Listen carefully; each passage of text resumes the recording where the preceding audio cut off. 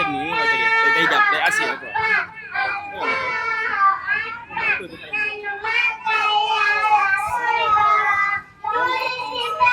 Maîtresse nuyu.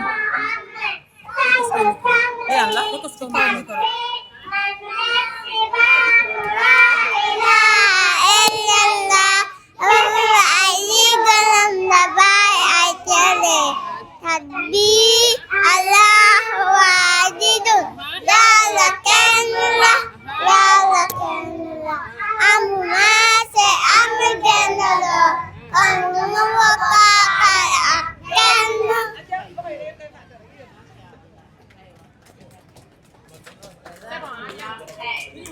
Ayo, Latega.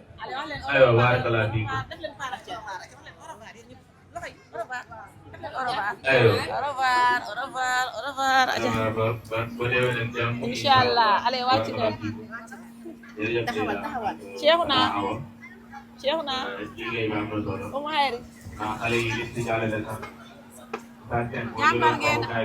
Jàmbaar ngeen masha Assalamualaikum warahmatullah. أعوذ بالله من الشيطان الرجيم. بسم الله الرحمن الرحيم. الحمد لله الذي أنزل على عبده الكتاب ولم يجعل له عوجا قيما لينذر بأسا شديدا من لدنه ويبشر المؤمنين الذين عمل الصالحات أن لهم أجرا حسنا ماكثين فيه أبدا وينذر الذين قالوا اتخذ الله ولدا ما لهم به من علم ولا لآبائهم كبرت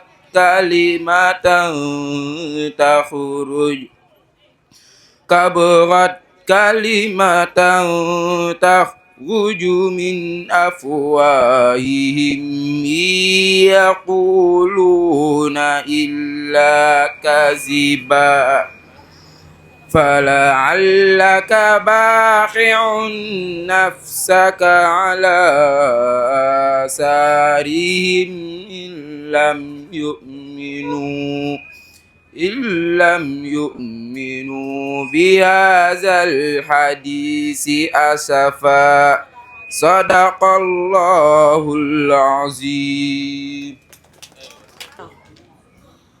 Mesdames, Monsieur le directeur, chers enseignants, chers parents d'élèves, chers invités, chers camarades, c'est avec un immense plaisir et une grande émotion que nous vous souhaitons la bienvenue à cette cérémonie de clôture de l'année scolaire. Avant toute chose, rendons grâce à Allah, le Tout-Puissant, pour sa protection, sa miséricorde et les nombreuses bénédictions qu'il nous a accordées tout au long de cette année.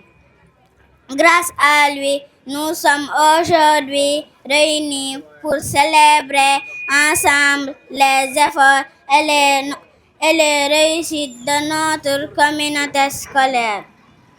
Cette journée est un moment privilégié de joie, de partage et de reconnaissance.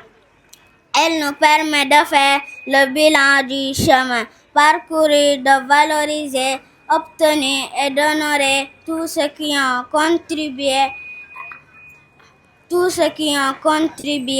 à la réussite de cette année scolaire.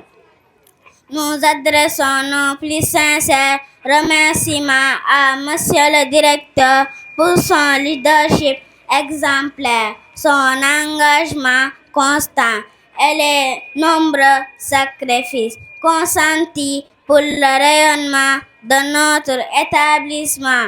Ses conseils, sa disponibilité et sa détermination ont grandement contribué à notre réussite collective. Allah. Takbir. Nos remerciements s'adressent également à nos chers enseignants. Grâce à leur patience, leur dévouement et leur professionnalisme, nous avons acquis des connaissances précieuses et développé des valeurs essentielles qui nous accompagneront tout au long de notre vie. Nous exprimons aussi notre profonde gratitude aux parents d'élèves pour leur soutien indéfectible, leurs encouragements permanents et les efforts consentis pour nous offrir les meilleures conditions de réussite. Chers camarades, cette journée est aussi la vôtre. Félicitations pour votre courage, votre persévérance et votre travail acharné. Les résultats obtenus aujourd'hui sont le fruit de vos efforts et de votre détermination. Soyons fiers de nos accomplissements et gardons toujours la volonté de progresser davantage. Cette cérémonie nous rappelle l'importance des valeurs qui fondent notre communauté éducative, le respect, la solidarité, la discipline, la tolérance et la citoyenneté. Continuons à les faire vivre afin de bâtir un avenir meilleur. Pour terminer, nous souhaitons à chacun d'entre vous une excellente fête de fin d'année scolaire, remplie de bonheur, de convivialité et de beaux souvenirs. Vive notre école, vive l'éducation et merci de votre aimable attention. Comment ça va? Moi, je vais bien. Attends, vous êtes qui? Vous êtes qui? Les enfants? Vous êtes qui? Les enfants de la... Vous êtes les enfants de la moyenne section. Maintenant, présentez-vous.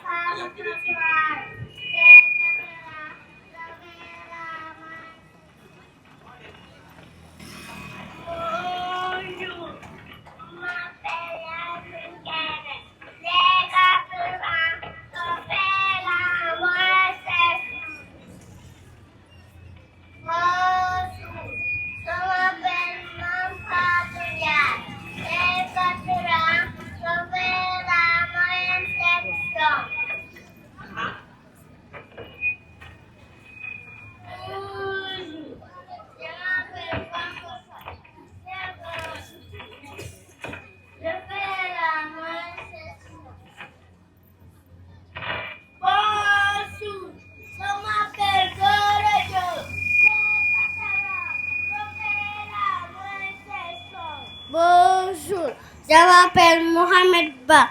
C'est Katala, j'ai la moyenne section. Maintenant, vous allez me faire un poème sur le partage.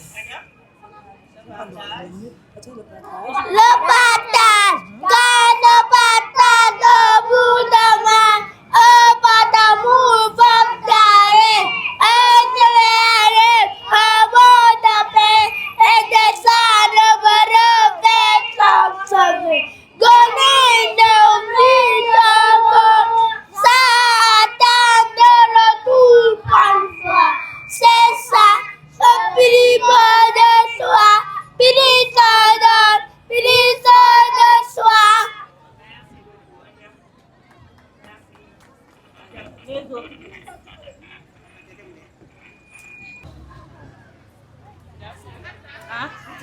waaw ñoom nañ jege si day taxaw seen kanam na am kii posé na jël bi waa ji day filmer quoi xoolal bu defee noonu léegi micro bi dama ne jege ba ci gémmiñ bi day tàkk il faut mu ñëw tuuti micro bi jege xoolal da koy technique ba mu jege la. Bonjour.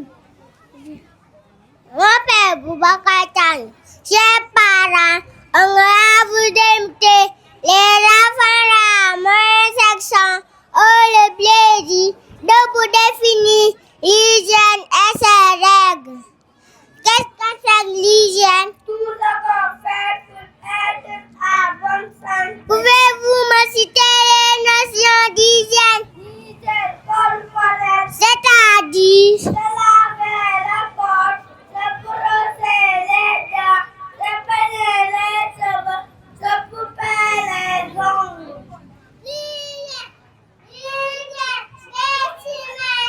C'est-à-dire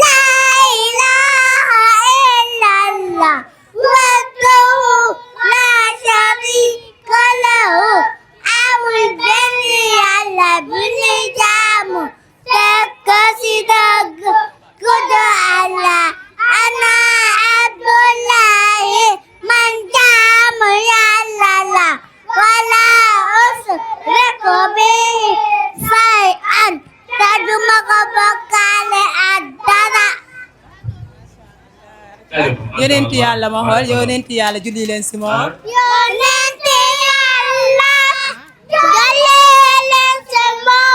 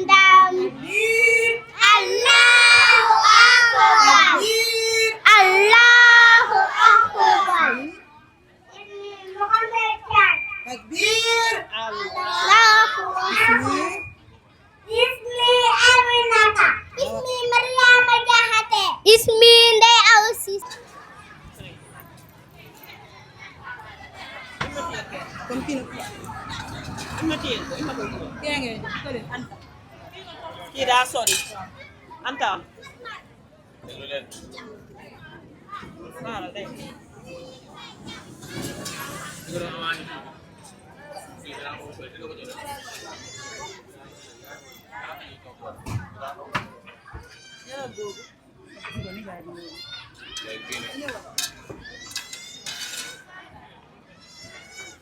Assalamualaikum warahmatullah. Waalaikumsalam warahmatullah. Waa kilifa bi yaa ngi toog. Waa soxna si maa ngi toog. Tey marché bi amul dara ndugg yëpp yaa seer. Mais xam naa ci daal dëkk bi dama métti ci Sénégal. Waa soxna si mu toll na. Xaama dem yàq ko. Anta. Lala nam tengah tànk rax bi.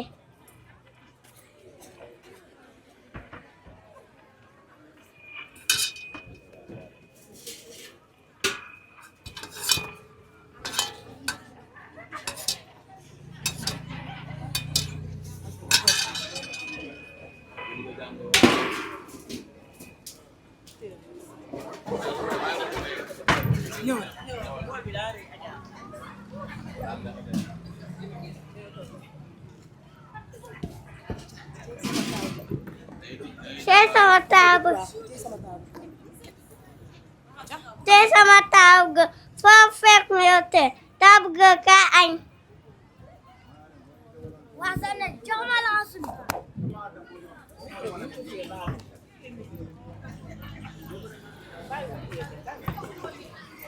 waxal ci micro bi jox ko rek wax ci garaaw kii pour filmer ko Garax ji. ñëwul de Anta du garax ji. Jar ka yaay da baaxi. non nañ commencé waaw soxna si Anta du garax ji.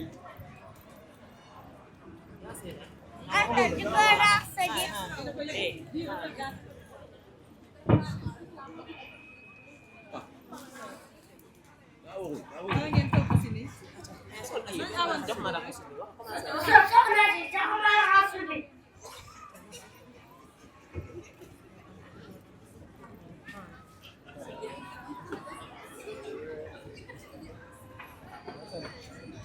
Anta du garax ji. Jar ka yaay da baaxi. Anta fi ma fi kisa bewa jugal la asul.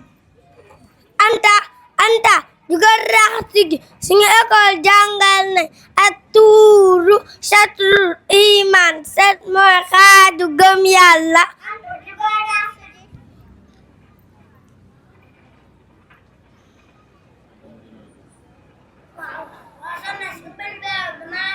Der papa des na suñu école jàngal nañ balaa nga lekk dangay ñaan.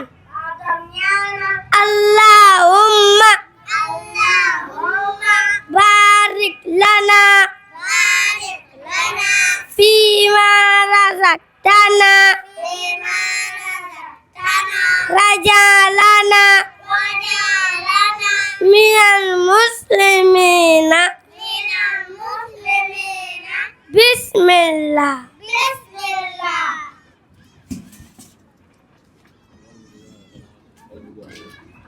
Anta baay digge ndab yaay doo was ci Pape Biram. Pape Biram baay sama caat yonent Yàlla bi neena yaa hulaamu samillaha yow xale bi tuddal Yàlla wa kul bi yaminika te nga lekke sa loxo ndeyjoor wa kul mimma yalika te nga lekk lu nekk sa kanam. Kan Anta lekkal lu nekk sa kanam.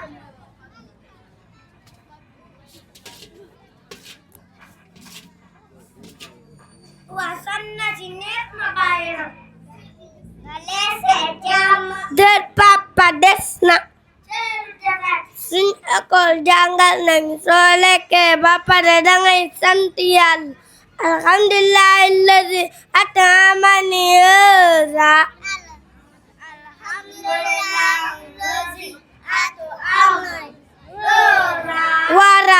ورزقنيه من غير حول مني ولا قوة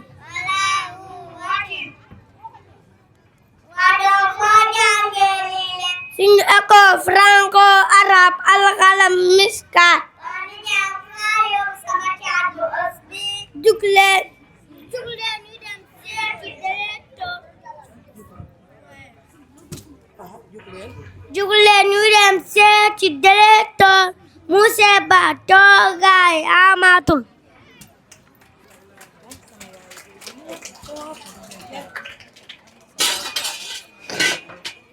sama yaaya booy sama baaya booy yàlleen jaboot bi yaru baadaloo soo yaree sa doom jàngal ko xam-xam muy jaamu yàlla li de baadalool kuy jaamu yàlla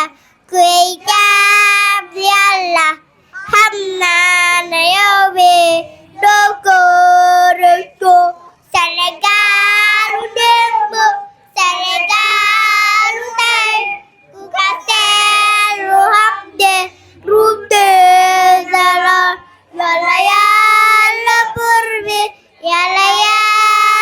buur bi Sambaajo Sénégal babu Sambuloo Sambaajo Sénégal babu Sambuloo أيوة ما شاء الله.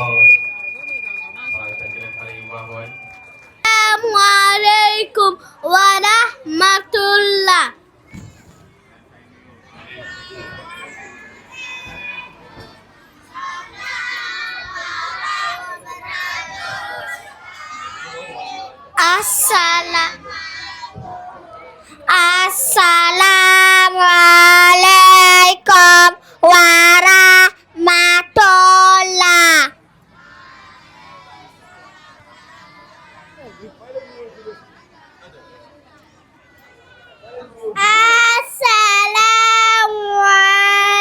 Assalamualaikum warahmatullah.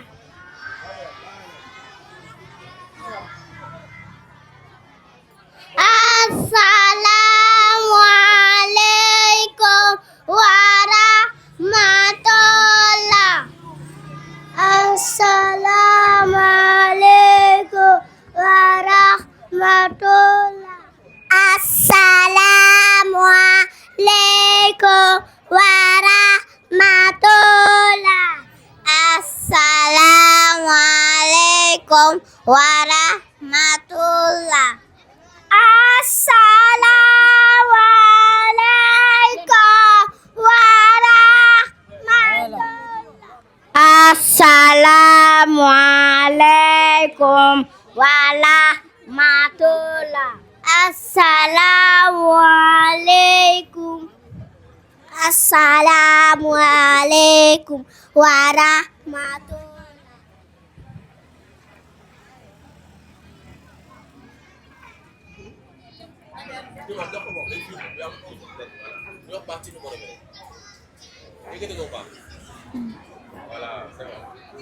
Bonjour, ses parents. Bonjour, ses parents. Bonjour, ses directeurs, maîtres et maîtresses. Bonjour, ses invités. Nous sommes les enfants de la grande session de Al-Khalam. C'est avec une grande joie que nous vous souhaitons la bienvenue à notre fête de fin d'année. Merci d'être venus nous encourager.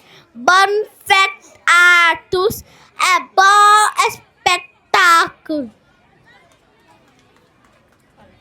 Bonjour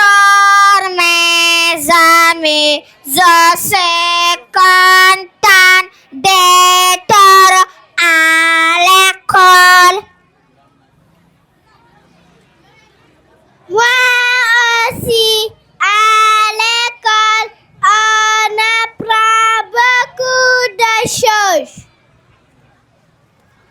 Bien sûr, mes amis, c'est grâce à l'école que je sais lire, écrire et parler. À l'école, on apprend à être poli, écouter et partager. Bien sûr, mes amis, à l'école, on apprend à être. À l'école, on apprend à être poli.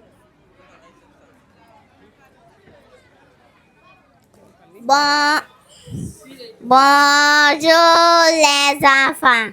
Bonjour maîtresse. Que fait un bon citoyen? Un bon citoyen doit respecter les symboles de la nation, le drapeau, l'hymne national, la devise et les sons. Un bon citoyen doit dire la vérité. Il doit prendre soin de son école. Bravo les enfants, vous êtes l'avenir de demain. Bravo maîtresse, nous sommes l'avenir de demain.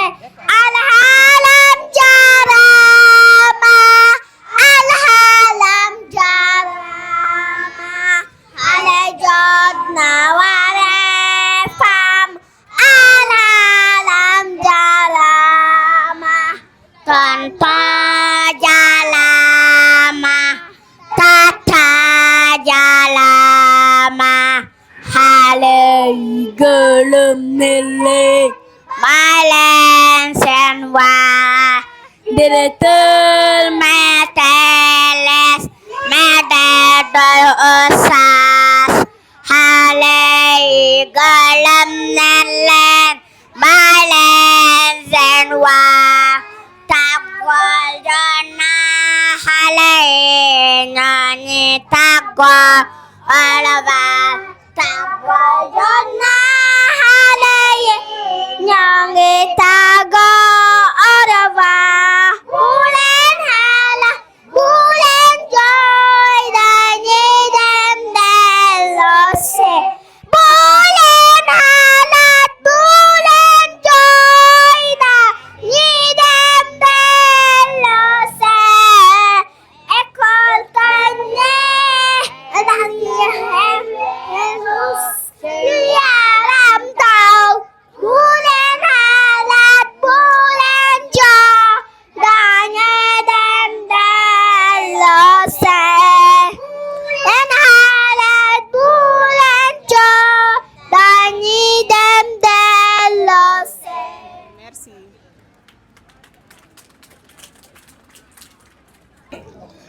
Ayyuhal aba'u wal ummahatu duyufuna kiram ala waliyu assalamu alaikum warahmatullah.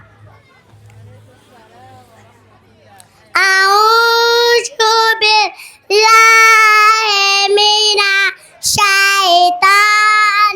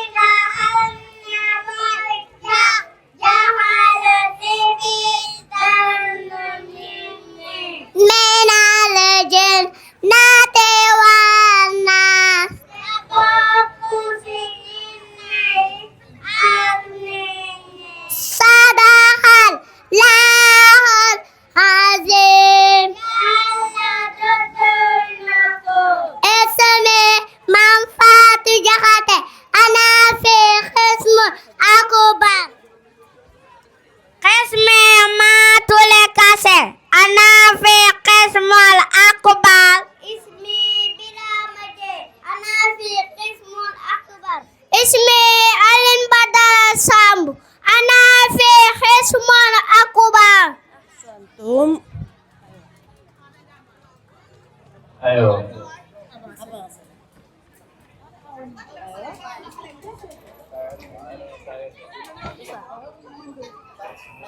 yuhal abau wal amahata ayafanal kelam ala wahyu assalamualaikum warahmatullah marrabuka aina Allah man nabiyuka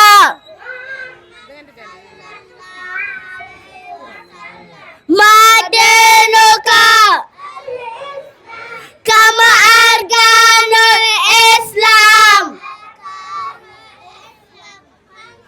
kama arkanul Islam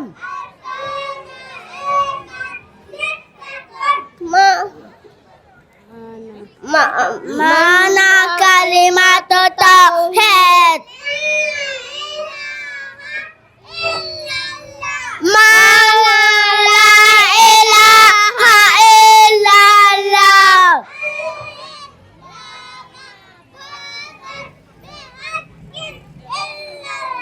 ma syirku lan mooy bokkaale nan lañu utale Yàlla maram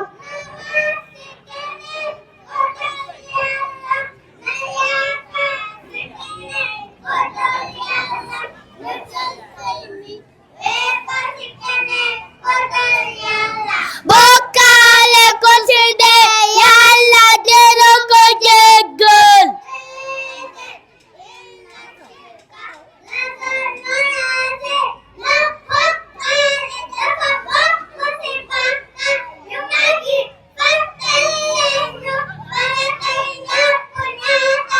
faratay ñëpp juróom ñaar la yéene fi xol kanam loxo bopp tànk ragg gaaw li yàq ñëpp ñett la toona dem àll ngelawal amiin wa iyaakum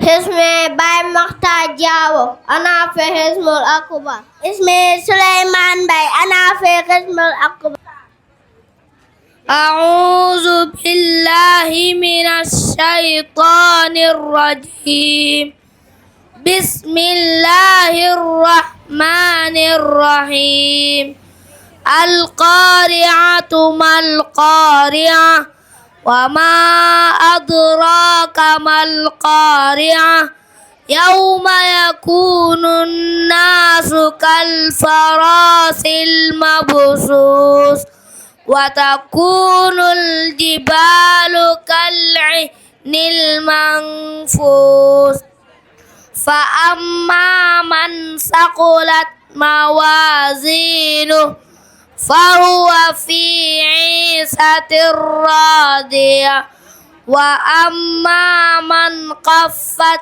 موازينه فهو في عيشة راضية وأما من خفت موازينه فأمه هاوية وما أدراك ما هي نار حامية صدق الله العظيم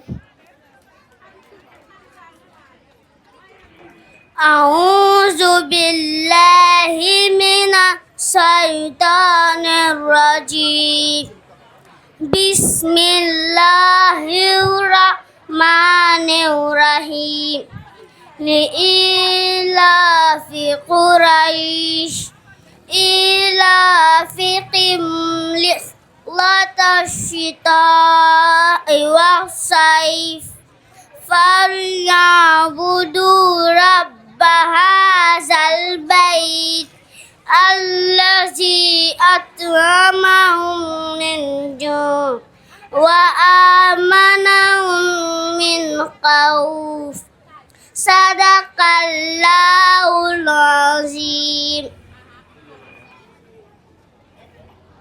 أعوذ بالله من الشيطان الرجيم بسم الله الرحمن الرحيم ويل لكل همزة لمزة الذي جمع مالا وعدده يحسب أن ماله أخلده كلا لينبذن في الحطمة وما أدراك ما الحطمة نار الله الموقدة التي تطلع على الأفئدة إنها عليهم موصدة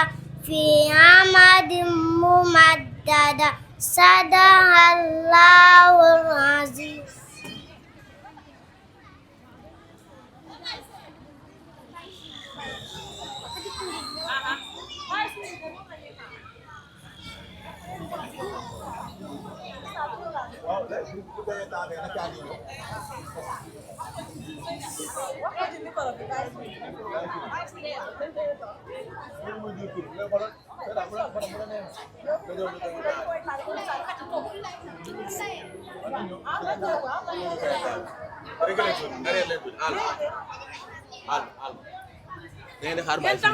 taxaw leen avancé ñëwal ñëwal kaay bu kaay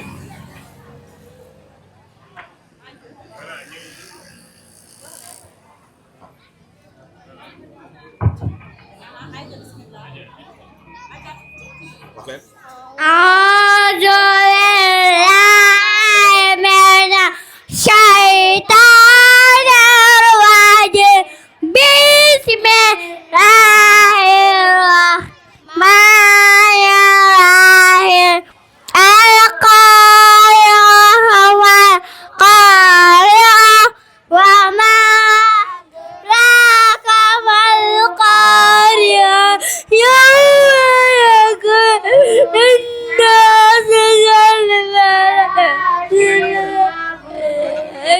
وقولت سبحانك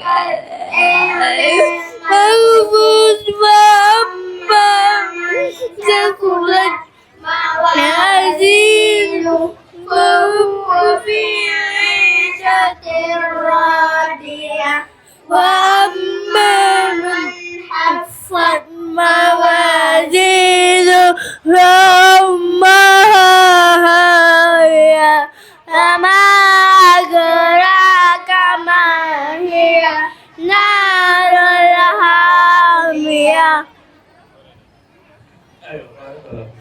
Allah. Ada besar ini ada deh. Jual kawai tadi. Ayo. ñëw leen may leen ñi ñu yeggale demal ne xadi kundul ngay jox mooy njëkk a jox xadi am xadi kundul demal fële jëlal bi indi woo bool la dina wala waaye dara acca waxal ci kaw Ayo. Lu lain dan hari bahwa. Ayo. waaye yéen aña góoreen ba tey soxna Mareem indi lañ bi xale yi dañuy gont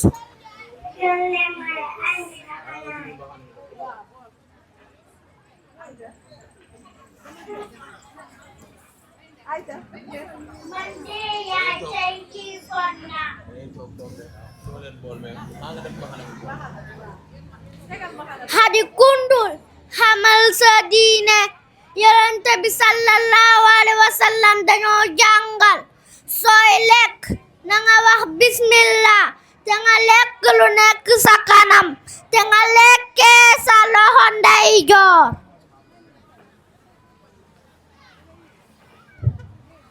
lii moo tax ma bëgg waa alxalam dinañ la jàngal te dinañ la yar te dinañ la xamal sa diine.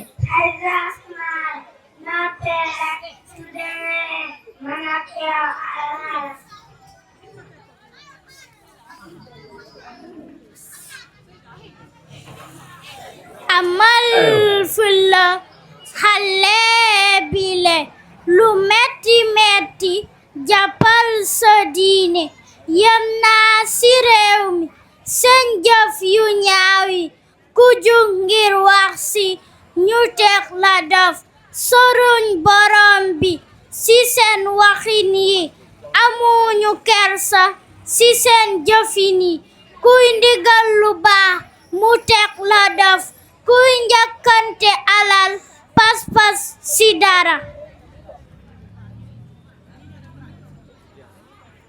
Ayo, Haji Mustafa.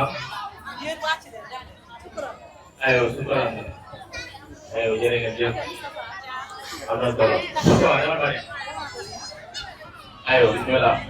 Le prophète Muhammad sallallahu alayhi wa sallam dit: prononce le nom d'Allah avant de manger. Mange avec ta main droite et mange ce qui est devant toi. Rapporté par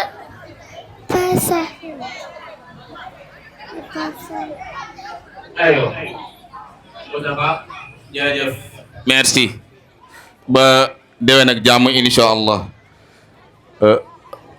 xëy na ba la ñuy continuer rek ñu leeral benn point mooy xale yi yëpp maanaam defuñu programme boo xamante ne xale bi kenn ku nekk day ñëw taxaw daal di tari mais dañ leen def ay groupe képp koo xamante ni yéegul fii tari am na beneen groupe bu mu bokk soit ci ñi njëkk a jàll ci maaj bi wala ñiy def discours wala leneen ak leneen mais nekkul xale bu nekk individuel yaay ñëw taxaw fii di tari ñu defuñu noonu ndax diggante 9h 14h loolu xaju fi sax kon loolu parents yi nañ ko jàppaale nañ ko bàyyi xel que ni du kenn ku nekk rek bul ne da ngay toog di xaar yow dañoo war a woo maanaam sa doom mu ñëw wax mais su jàllul fii dina jàll feneen bu jàllul fii dina jàll feneen maanaam bu ñëwul moom fii taxaw am na leneen lu muy def théâtre la taalif la woy la wala ci yeneen xarakaat yi ñuy def dina bokk foofu incha allah kon dañuy continuer ci liggéey bi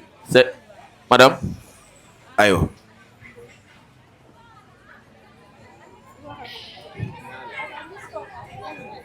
madame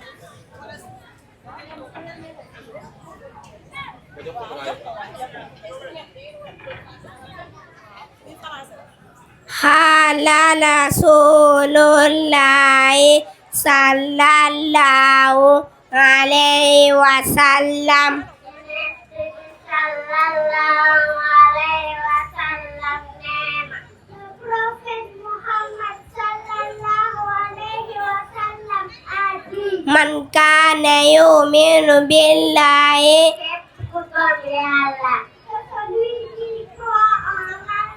wal yawmil akhir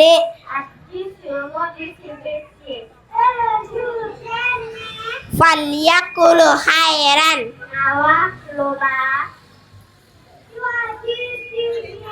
aw liyasmut.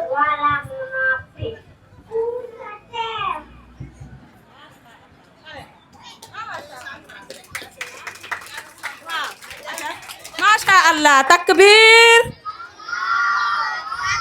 tahlil, la ilaha illallah. Tàccu leen. Assalamu alaikum wa rahmatullah.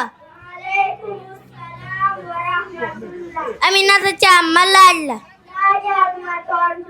lan mooy dekk.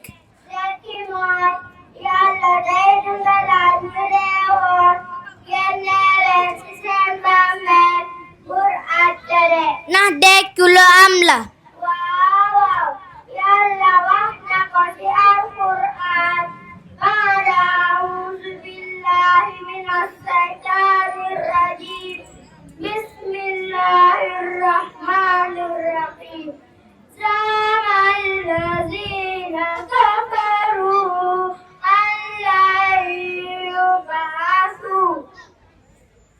قل بلى وربي لتبعثن ثم لتنبؤن بما عملتم وذلك على الله يسير.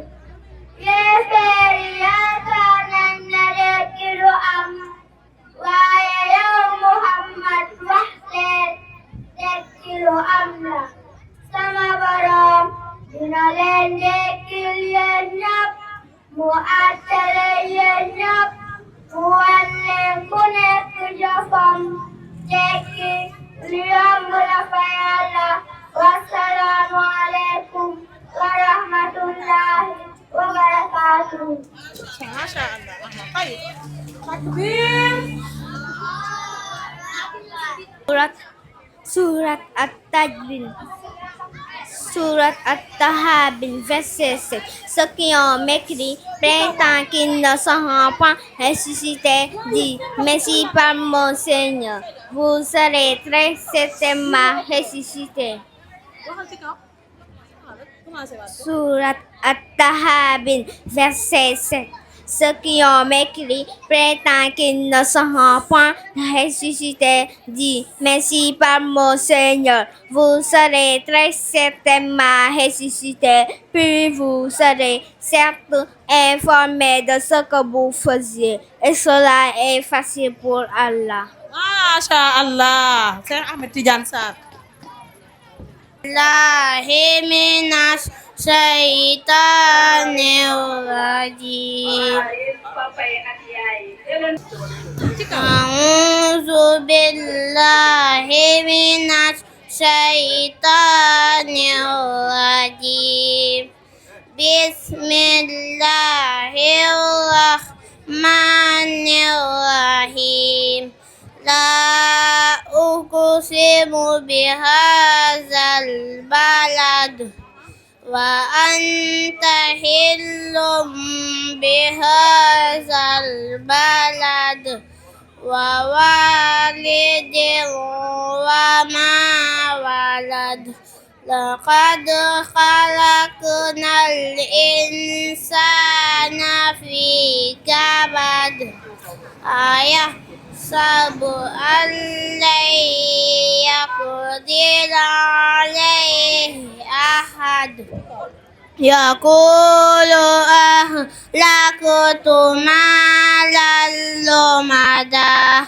Ayah sabu allan yarahu ahad alam naj'al lahu aynayni wa lisanahu wa shafataini wa hadainahu najdaini falaqtaha man raqabah wa ma adraka man raqabah fakku raqabah aw ikramun fi yawmin zi masrabah yatiman za matrabah aw miskinan za makrabah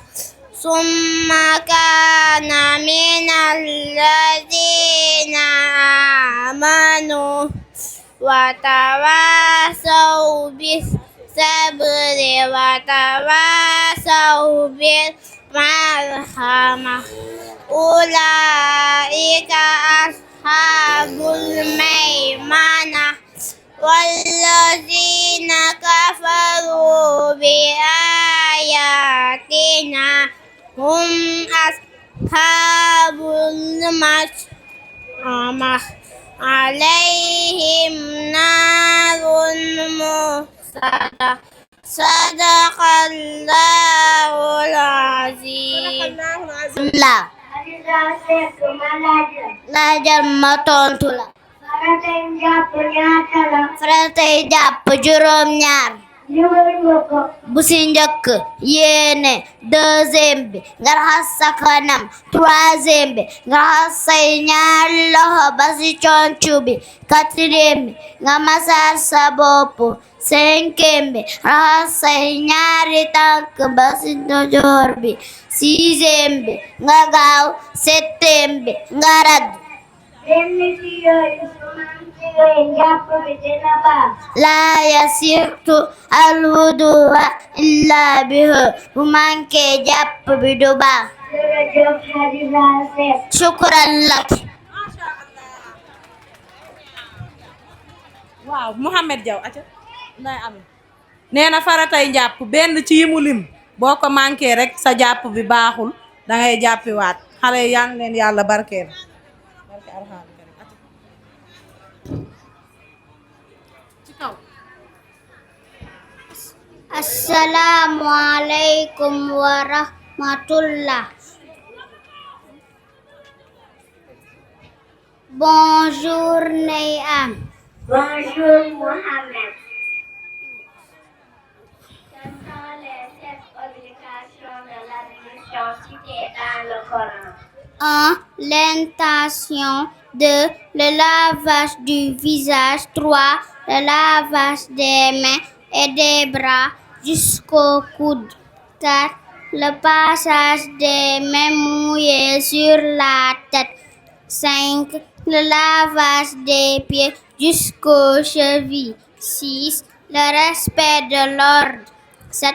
Le frottement qui consiste à passer les mains sur les membres avec de l'eau. Si toutefois l'une de ces obligations manque, est-ce que l'obligation sera acceptée? Non, il faut impérativement les respecter. Merci Mohamed. aywa. Je t'en prie. waaw. waa ci des xale yu baax waay. soxna Ayda neex na da passé mën nañu أعوذ بالله من الشيطان الرجيم. بسم الله الرحمن الرحيم. والضحى والليل إذا سجى ما ودعك ربك وما خلق وللآخرة خير لك من الأولى ولسوف يؤتيك ربك فترضى ألم يجدك يتيما فآوى ووجدك ضالا فهدى ووجدك عائلا فأغنى فأما اليتيم فلا تقهر وأما السائل فلا تنهر وأما بنعمة ربك فحدث صدق الله العظيم. wilaaya ko doon dara leen waaye. jërëjëf. aywa bismillah. baax na baax na.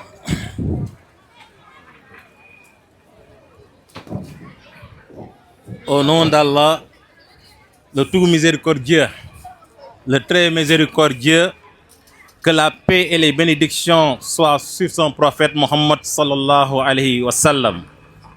Chers parents, chers enseignants, chers élèves et chers directeurs d'école, chères autorités locales, toutes sensibilités confondues, notables et invités, chers marraines de l'école, chers marraines de la cérémonie, chers parrains de la cérémonie, je vous salue par les meilleures salutations. Assalamu alaikum wa rahmatullahi wa barakatuhu. Nous sommes réunis ce 4 juillet 2026 en ce temple du savoir pour célébrer la 9e édition de notre cérémonie de fin d'année. Au programme, des restitutions, des enseignements et apprentissages, suivis de la récompense des élèves qui sont plus distingués tout au long de l'année scolaire. Certes, tous les élèves ont fait preuve de mérite, mais la culture de l'excellence reste le critère le plus exigeant pour les évaluations formatives. Comme chaque année, un thème fédérateur est choisi. Pour cette édition, nous avons retenu civisme et citoyenneté. Un sujet largement évoqué dans l'actualité et au cours des préoccupations de notre société. Ce thème fait écho aux dérives, aux actes répréhensibles, aux immoraux, ainsi qu'aux mauvais comportements qui trouvent souvent leur source dans une éducation familiale et religieuse insuffisante. Alors, même que nous sommes une société musulmane, pour y remédier, il est impératif d'éduquer, de former et d'instruire le citoyen plus largement, le civisme et la citoyenneté renvoient à un comportement actif et éducatif de l'homme dans la vie publique et quotidienne. Chers parents, chers invités, l'école est le temple du savoir et de la formation de l'individu. La maison, elle, est un prolongement naturel pour consolider les acquis.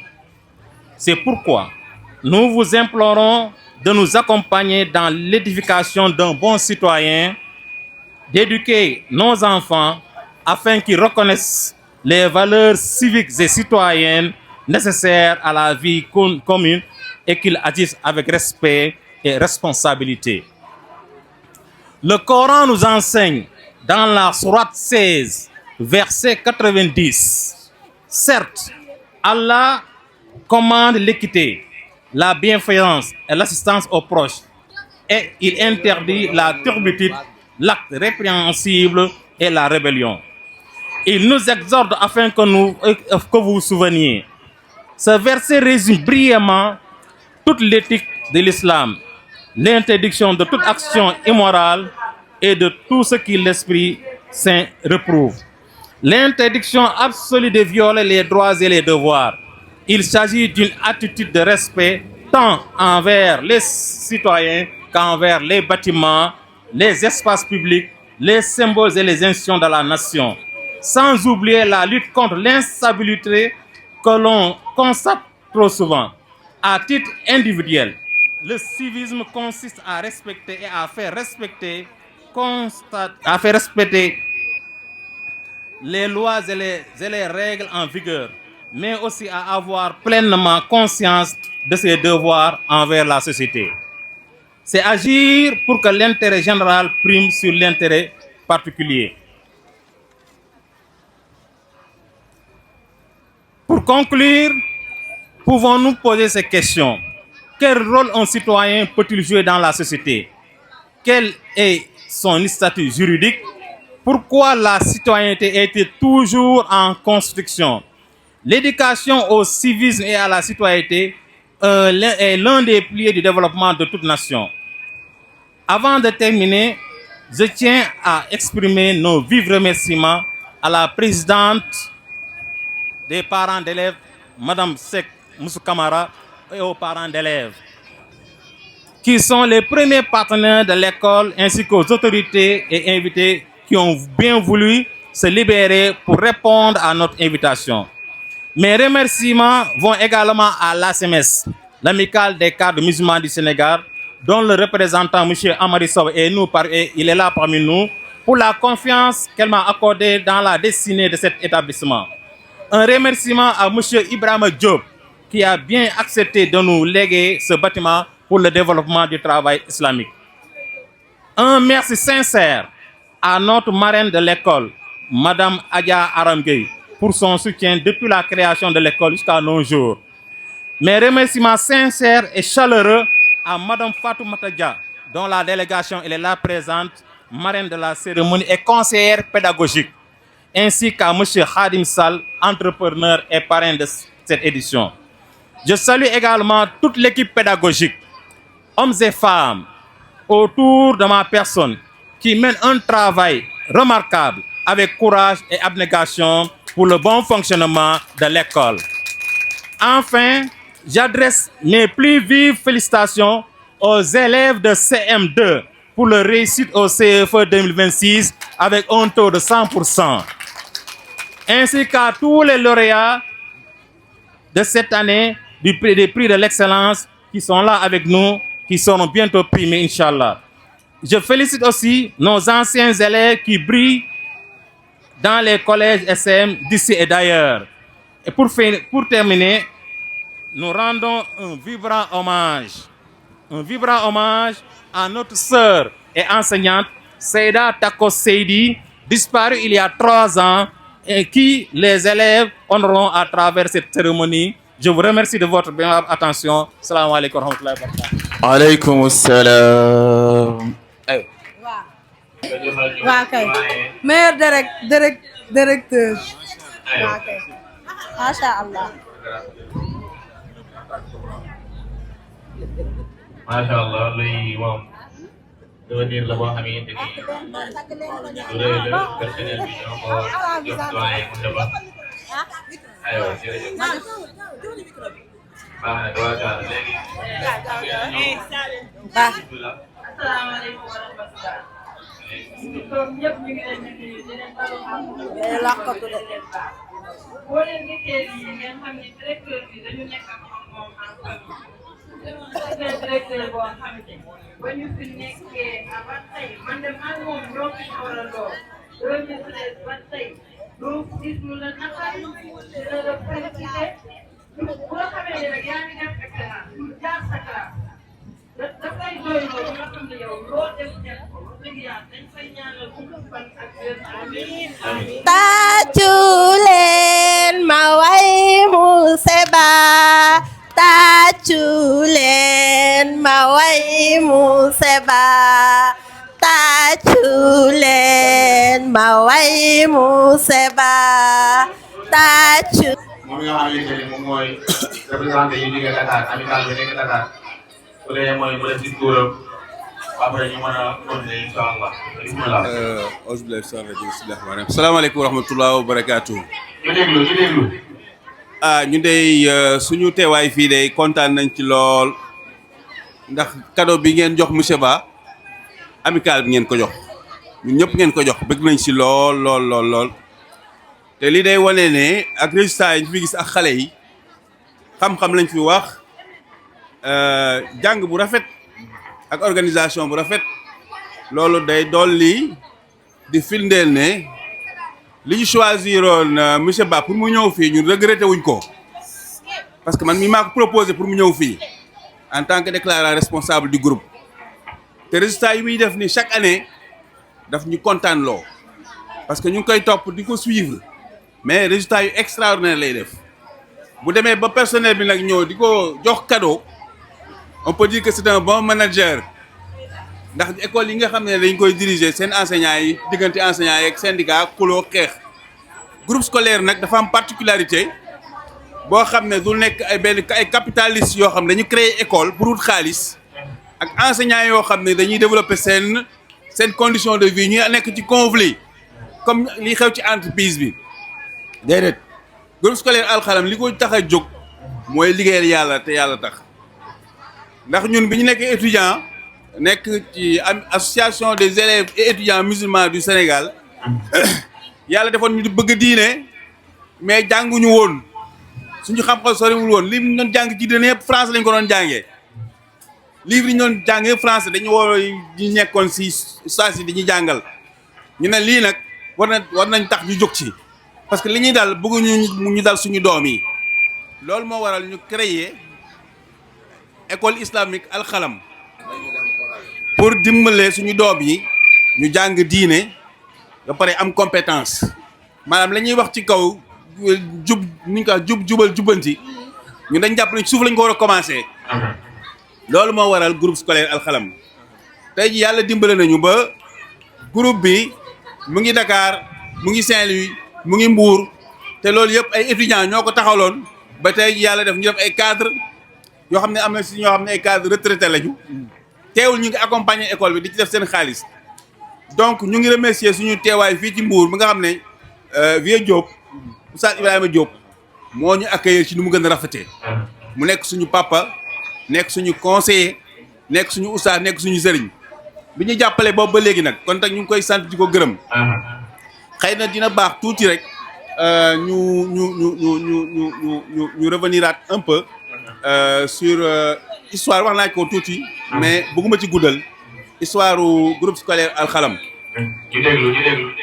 metti woon na lool bi ñuy commencé parce que ay tarif social lañ doon def tarif qualité lañ bëggoon def mais di def ay tarif social nit ñi ñoo ci doon def seen xaalis di fay enseignants yi ku am benn 100 000 ñëw indi ku am 200 000 indi ku am 500 000 indi école bi noonu la doon fonctionner ba tey ji yàlla dimbale nañu école yu ci bëri léegi ñu ngi jël seen bopp en charge te demandé tuñu amical bi pour mu accompagner leen te loolu yi nag dogu ak engagement wu directeur yi ñu fa teg nga xam ne ñoom yàlla la ñuy gis d'abord ci liggéey bi avant ñu ci gis seen rémunération parce que monsieur Babi kenn fay ko amoon na carrière boo xam ne daf ko mënoon a def bi mu nekkee étudiant ba génn université ba génn war a am carrière am def ko mais dafa sacrifice bàyyi carrière am ah carrière scientifique am ñëw nangu gérer école bi kon te dañuy ñaan yàlla barkeel ko barkeel njabootam di ñaan tamit enseignantes yi ak enseignants yi nga xam ne ñoo def liggéey bu rafet bii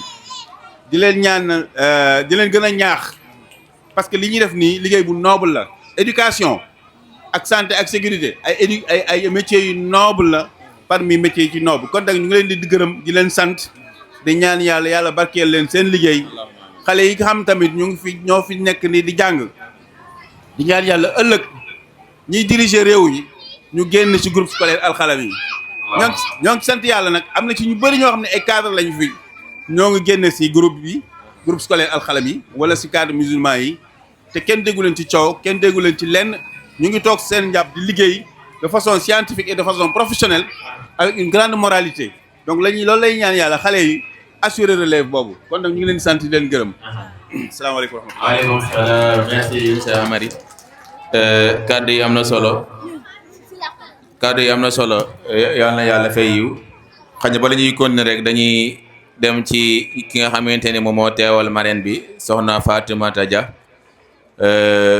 su ko defee moom tamit mu ñëw def discours am ñu mën a continuer ndax xam naa ni temps bi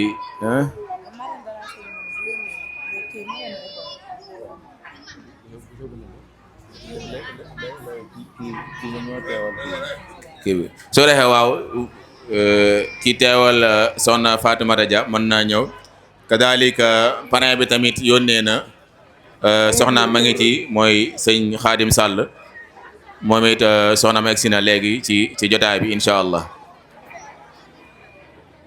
su ko defee dañuy jox suñu papa ji nga xamante moom moo teewal aleykum salaam wa rahmatullah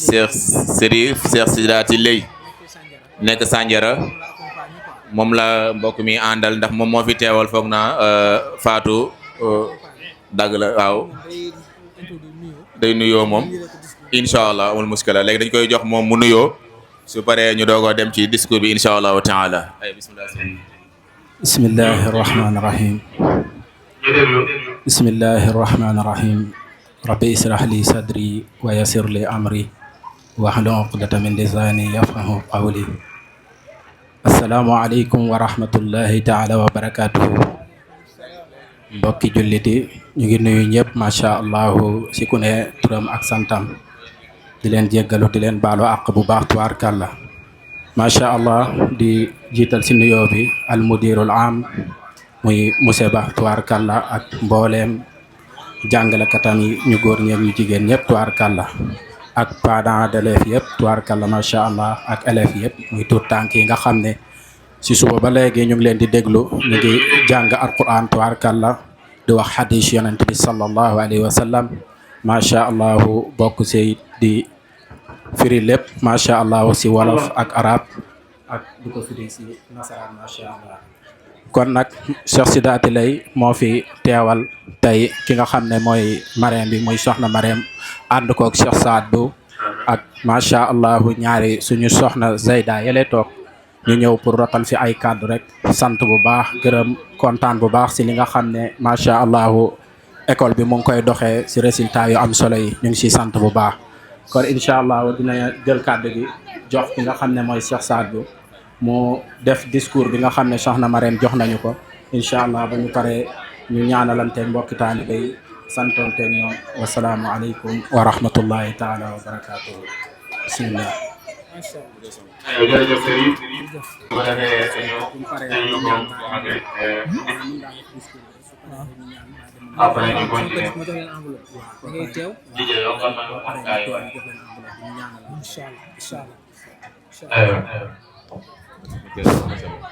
Allah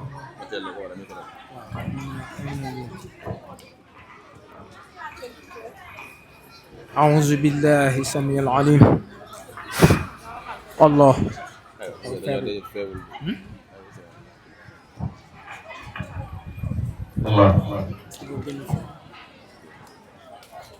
الله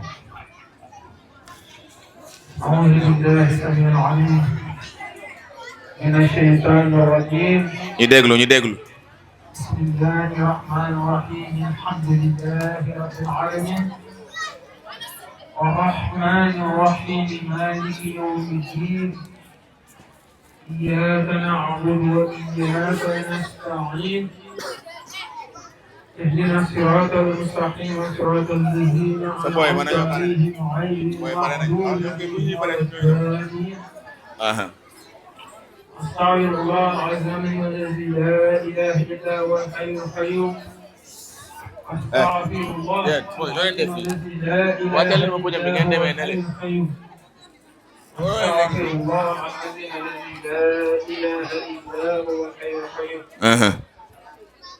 الحمد لله رب العالمين الحمد لله رب العالمين الحمد لله رب العالمين والصلاة والسلام على أشرف المرسلين خاتم النبيين إمام المرسلين سيدنا محمد صلى الله عليه وسلم وكل الذي كتابه ku nekk mu ngi nuyu surtout ak sant. di leen ziar di leen baalu àq. te suñu teewaay fii yàlla moo ko dogal. parce que soxna Fatoumata Dia. moom moo defoon ay mbiram ba fas yéene teew mais si dernier moment moo am daan. mu woo Chérif. merci daal di lay. man mu woo ma ma jógee te tubaab ñëw. si guddi gi.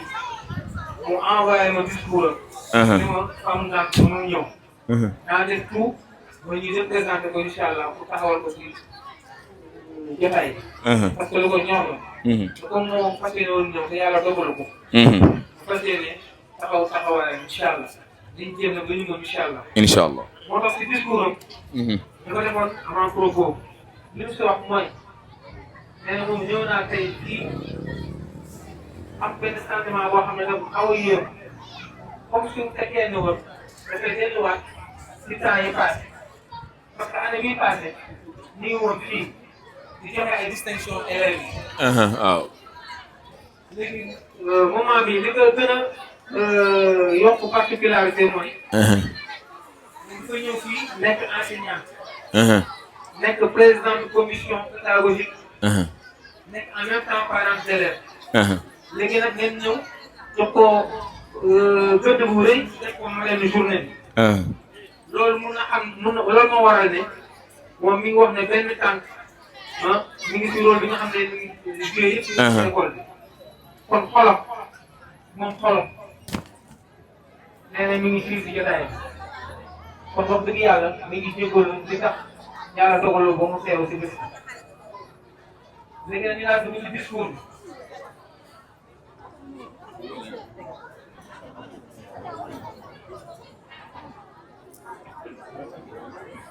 Monsieur le représentant de l'IEF, Monsieur le représentant de l'amicale du groupe scolaire Al-Alam Dakar, Monsieur le directeur, Mesdames et Messieurs les enseignants, chers parents d'élèves, Mesdames et messieurs, au nom d'Allah le Tout-Puissant et à son prophète Mohammed sallallahu alayhi wa sallam, Assalamu alaikum wa rahmatullah.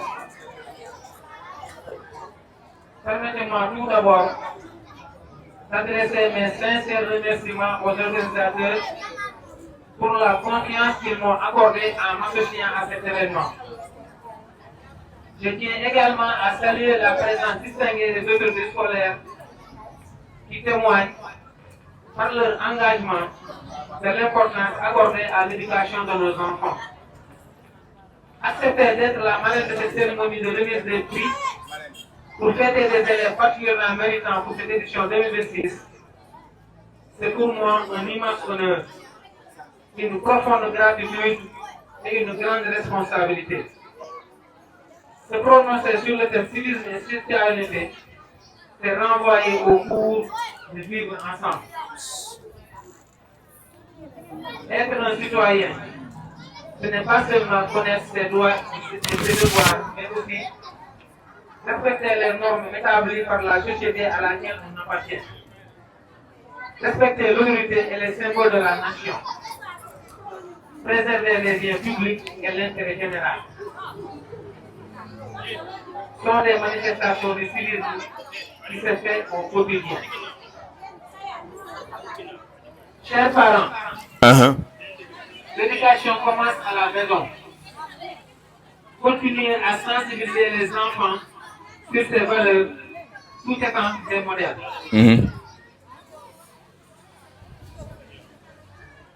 Chers enseignants, inculquer ces valeurs en passant par la pédagogie, par l'exemple. Et chers enfants, portez fièrement ces valeurs de votre école et soyez des modèles pour vos pères. Cette journée, oui, cette journée, est bien plus qu'une simple rencontre. Elle constitue un moment de partage, de réflexion et de valorisation consentie par les élèves, les enseignants et les parents.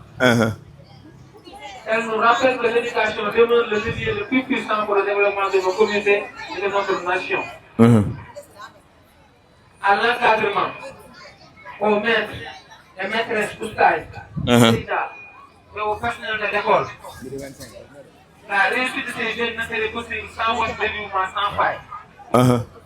Vous incarnez la transmission du savoir et des valeurs sociales. Ce que vous bâtissez ici dépasse les simples connaissances. Vous façonnez des caractères, des citoyens modèles et des futurs dirigeants exemplaires pour la nation. Je tiens à saluer le travail exceptionnel que vous accomplissez au quotidien. Votre mission est noble. Monsieur le directeur, recevez toute notre reconnaissance pour votre dévouement et les sacrifices consentis dans l'accomplissement de cette mission essentielle. À tout ce personnel, nous vous rendons une fière chandelle. Chers parents, votre présence aujourd'hui est le témoignage de votre soutien indéfectible. Voir vos enfants ainsi distingués est la plus belle des récompenses pour les sacrifices et l'accompagnement que vous leur offrez. Vous pouvez être fiers d'eux. Votre rôle est irremplaçable. L'encadrement familial, le suivi scolaire et les valeurs transmises à la maison complètent le travail réalisé à l'école. Ensemble, famille et école doivent continuer à œuvrer dans la même direction pour garantir la réussite de nos enfants. Chers élèves, la cérémonie d'aujourd'hui célèbre la jeunesse, l'effort et la réussite. Ces prix sont la preuve que le travail et la persévérance sont toujours parfaits. Gardez toujours à l'esprit que les valeurs reçues et l'éducation que vous recevez exigent de vous une exemplarité de tous les instants. Continuez ainsi, ne baissez jamais les bras et hissez toujours plus haut le flambeau. À ceux qui n'ont pas de vérité, sachez que l'apprentissage est un marathon. Votre présence ici témoigne déjà de votre volonté. Le véritable échec réside dans l'abandon. Persévérez, car chaque effort fourni finit toujours par porter ses fruits. Chers tous, je vous félicite encore une fois chaleureusement. Je serai toujours à vos côtés pour vous encourager dans vos futurs projets. Vive l'éducation, vive Al-Halam Mission 4. Et bonne chance à vous tous pour la suite de votre parcours. C'est sur ces mots que je voudrais conclure mon propos et placer cette merveilleuse cérémonie sous le signe du savoir, du mérite et de l'excellence. Continuez à viser les étoiles, car même si vous ne les atteignez pas toutes, vous illuminerez toujours le ciel de votre lumière. Merci pour votre équipe attentive. Merci encore une fois. yàlla fay yiw wax dëgg yàlla yonent bi mat na waaw yonent bi moom mat na sëkk yàlla fay ko yiw boo yeggee tamit nga nuyul ñu ko wax ko ni daara ji kontaan na ci moom yàlla yàggal ànd bi xam naa li may fàttali rek mooy parents yi bu nekkee sa doom su paree nga yóbbu ko kon base bi léegi mu jeex ñu bàyyi xale yi ñëw xoolal ñoo ngi ba fële bàyyi leen xale yi ñëw ci base bi fii ñu bañ leen di génne fii incha allahu taala ayo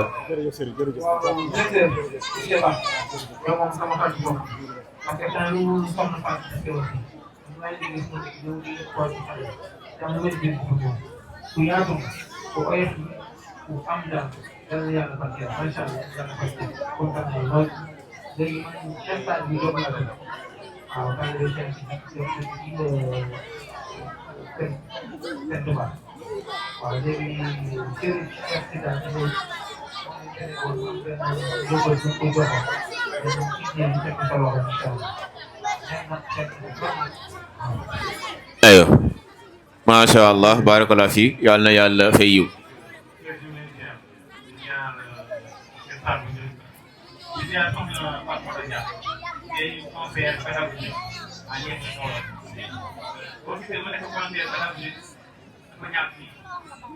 mu ko affecté Mbour Dakar la nekkoon affecté Mbour mu ñëw adhéré wu école mu gis ni enseignant volontaire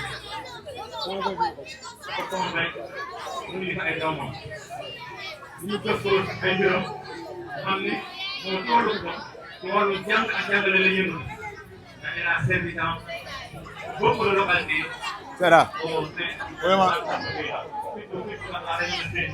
salaamaaleykum toogaay bi rafet na dem mais doo leen jàppale maanaam kay xale yi ñoo ngi dem ñu ñëw présentement day àggaw alors bu ñu toogee ba xalaat nga xam ne ñoom moom waroon na nekk la marraine de la cérémonie dañ la beaucoup de département la moom pédagogique jusqu'à présent moom moo nekk le conseil am na loo xam ne leneen li nga xam ne daf ma xaw a jaaxal da koy oo orientation ngay def liggéey public ñu koy jaajëf bu baax a baax pour daal di pour ak yëpp waaye tamit ci jaajëf li nga xam moom la yëpp daal ñëwoon yóbbante yu mot na jazakumullahu khairan barakallahu fiik merci beaucoup jërëjëf doyen kàddu yi tamit am na solo leer na aja Seyda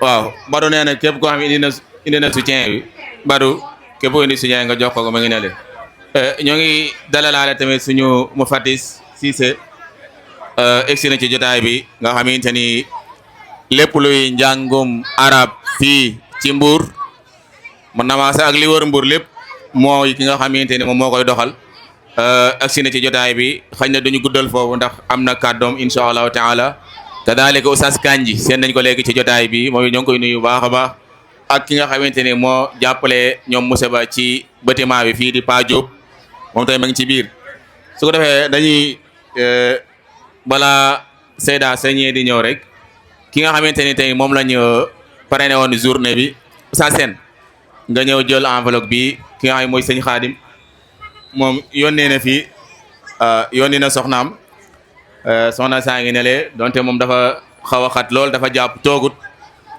démb rek ñoo ngi déggante wax na lu bare bari yéeneem soo amoon lu ko gënal moom mooy teewal boppam fii ci jotaay bi mais nag jaam bi day bëgg rek yàlla suñu borom mooy dogal moo tax ne mënul ñëw waaye loxoom ñëw na ndax enveloppe bi moo ko jox soxnaam sële mu indi ko saa seen ñu teg ko sa loxo incha allah su ko defee nga daal di koy jàllale ñi nga xamante ni ñoom ñooy waa daara ji da nga koy jox monsieur Ba wala Badou mi récupéré kii incha allah kon aywa mooy monsieur Sall mooy parrain bi soxnaam moo ko indi xañ na moom am njaayeen la moom bu lekkul bu biir bi amul dara du mën a taxaw moo tax mu ne fële ñoo ngi koy jaajëfal boo dee nga jàllale suñu nuyoo suñu cofeel ci moom suñu bëgg waaw maanaam bëggeel ci moom kani jàpp nañ ko te dootuñu ko bàyyi incha allahu taala su ko defee yaa Seyda naar ñooñu ñii waaj a ñëw nag ñoom ay anciens élèves lañ fii lañ doon jàngee dañoo yëg programme bi ñu ñëw bëgg a indi seen ñoom it seen wàll ci bis bi bokk na ca la ñuy indi mooy ñenn ci ñoom Seyda Tàkko bi ñu doon wax sànq nii moo leen doon jàngal moo tax ñoom dañoo ñëw spécial ngir woyal ko sax daal di koy ñaanalaale ñooy anciens élèves yi nga xam ne ñoo ñëw su ko defee Seyda naar su nekkee pare nañ mën nañu egg Seyda yow bismillah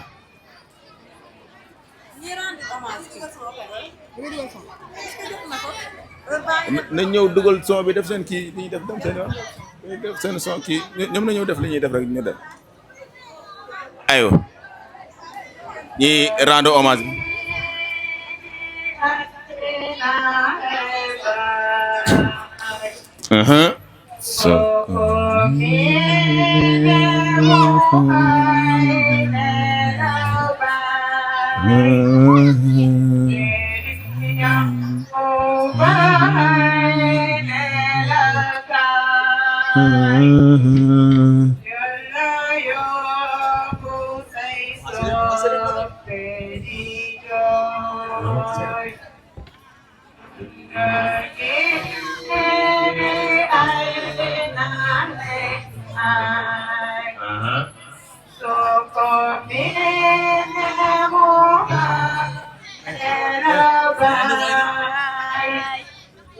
Dedi nhau ba hay nè là cài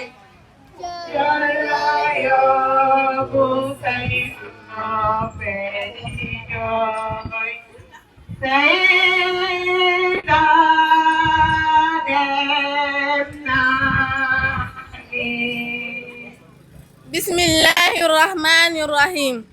الحمد لله الذي كتب الموت على عباده وجعل لكل نفس أجلا لا يتقدم ولا يتأخر نحمده على قضائه ونشكره على بلائه ونستعينه في كل حال وأشهد أن لا إله إلا الله وحده لا شريك له وأشهد أن محمدا عبده ورسوله صلى الله عليه وعلى آله وصحبه أجمعين أحبتي في الله بقلوب المؤمن بقضاء الله وقدره ننعى فقيدتنا العزيزة المعلمة العالية الذي انطلقت إلى جواب ربها هلالا سنة درسية منصرمة رحمه الله رحمة واسعة فاسكنها فسيح الجنان لقد كانت نموذجة للعطاء والتفانية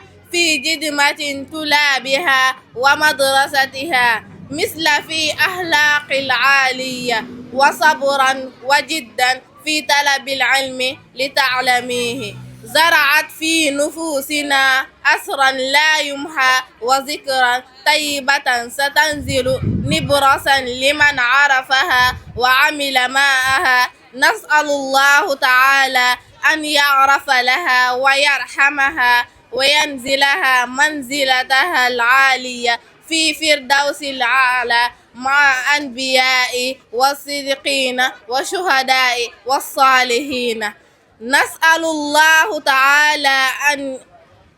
الله تعالى أيضا أن يلهم أهلها وذريتها صبرا وسلوان وأن يجزيها خير الجزاء على ما تحملها من ألام فقيد إنا لله وإنا إليه راجعون أين همباي soko mine muhaine labai dee di ñëw baay ne la kaay jël la yóbbu say soppe di jooy tàggo say suñu soppe ba dem na jant keroog ba ñëpp gëlëm bis bu tiis ba ñëpp gëlëm alxalam ñëpp ànd di jooy Dudu bii di ay laxe baay soo ko miinee mu ay dana baay bii di ñëw mu ay dana baay loolu la yóbbu say soppe di jooy tàggu say soppe ba dem na jant keroog ba ñëpp gëlëm bés bu tiis ba ñëpp gëlëm waa alxalam ñëpp ànd di jooy yii di ay naxe mbaay soo ko miine mu xëy ne la baay dee di ñëw ba xëy ne la kaay jël la yóbbu say soppe di jooy tàggo say suñu soppe ba dem na jant keroog ba ñëpp gëlëm bis bu tiis ba ñëpp gëlëm alxalam ñëpp ànd di jooy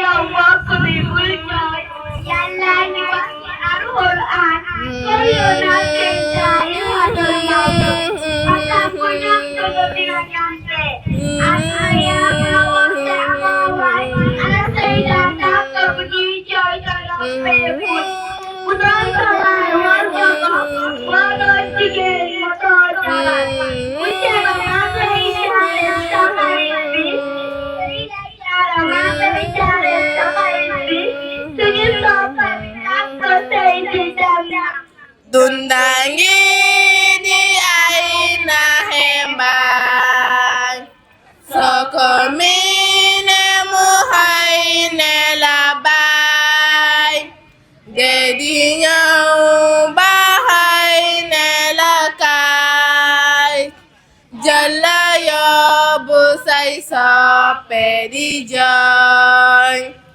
tàggo say suñu soppe ba dem na jant keroog ba ñëpp gëlëm bis bu tiis ba ñëpp gëlëm alxalam ñëpp ànd di jooy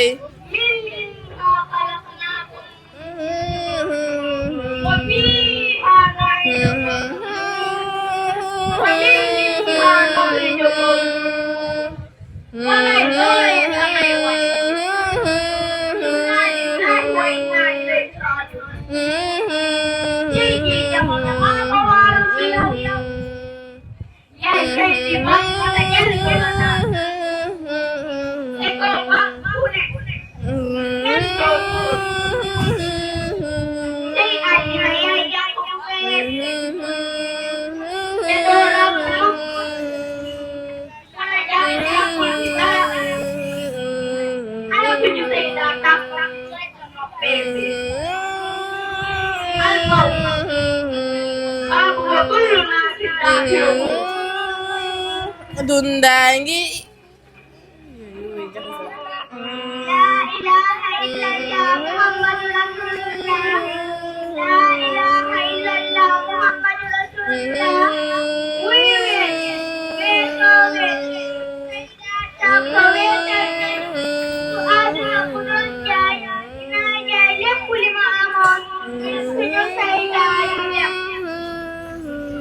dunda ngi naxe mbaay soo ko miine mu xëy ne la baay dee di ñëw ba xëy ne la kaay jël la yóbbu say soppe di jooy takku say suñu soppe ba dem na jant keroog ba ñëpp gëlëm bis bu tiis ba ñëpp gëlëm alxalam ñëpp ànd di jooy Faatu muy ñëw nañ ci ko waajal ndax suñu bette kenn duñu yedd moo gën a metti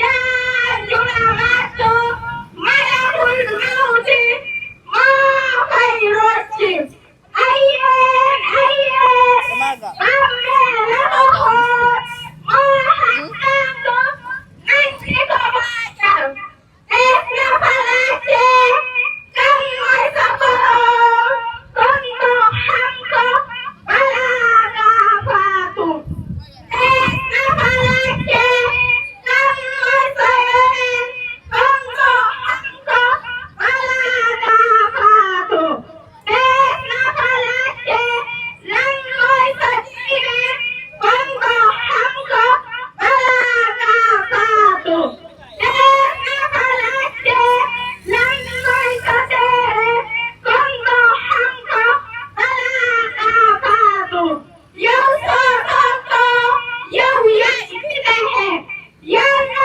yàlla may ñi tontu yal na yàlla yaram say daa takko amiin amiin wax leen amiin ndax buur yàlla nangu suñu ñaan Faatu mu ngi ñëw nañ di ko waajal ndax suñu mbégte kenn duñu yedd moo gën a metti jaan ju la mat malakul mawti moo koy rocci ay yéen bàmmeel ak a xóot moo xat tàng nañ di ko waajal des na fa laajte kan mooy sa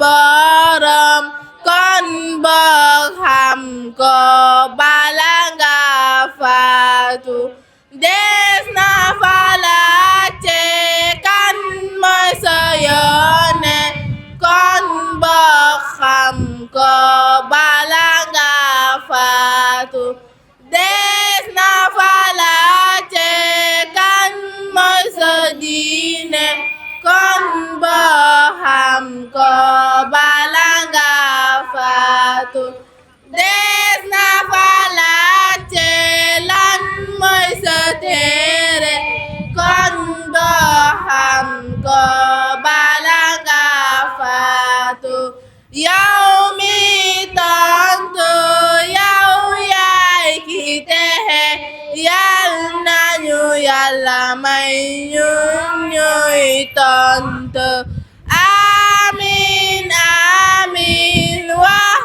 leen amiin ndax buur yàlla nangu suñu ñaan amiin amiin wax leen amiin ndax buur yàlla nangu suñu ñaan amiin amiin wax leen amiin ndax buur yàlla nangu suñu ñaan